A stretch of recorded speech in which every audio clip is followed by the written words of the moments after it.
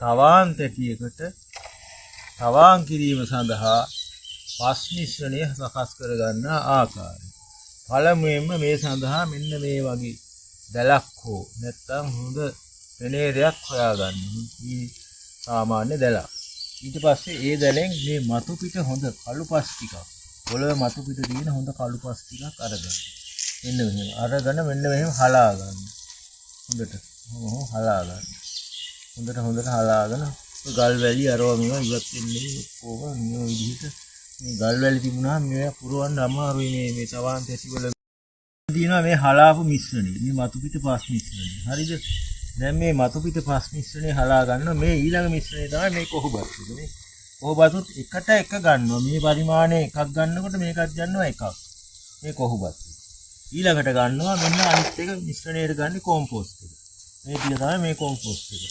දැන් මේ තුනම ගන්න ඕනේ එක සමව. මේකත් එකයි මේකයි.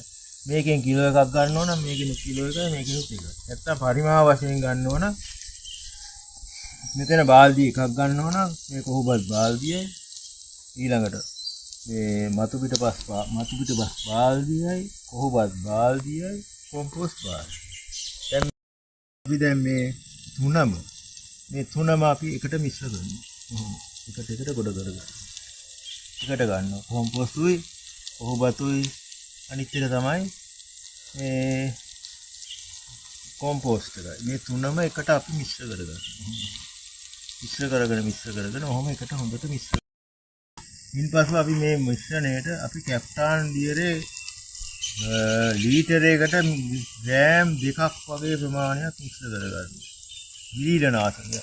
මේකේ තියෙන දිලීර අරවා මේවා යන්න ඉස්සෙල්ලා.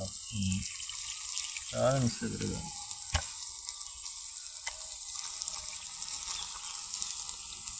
මිශ්‍ර කරගෙන මෙහෙම මිශ්‍ර කරගන්න.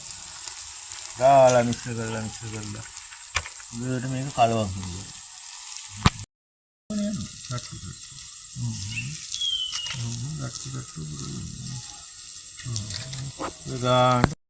දැන් මේ විදිහට තියලා මේක දවසක් අපි මේ විදිහට තියන්න ඕනේ. පුරවලා.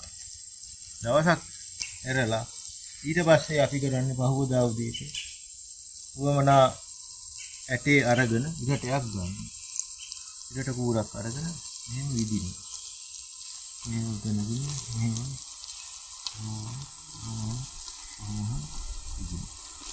ඉදලා ගන්න වැඩි මේ උවමනා බීජ අරගෙන මිරිස් හරි මොනවා හරි ඊටෝනේව කොහොම දාන්න. බීජ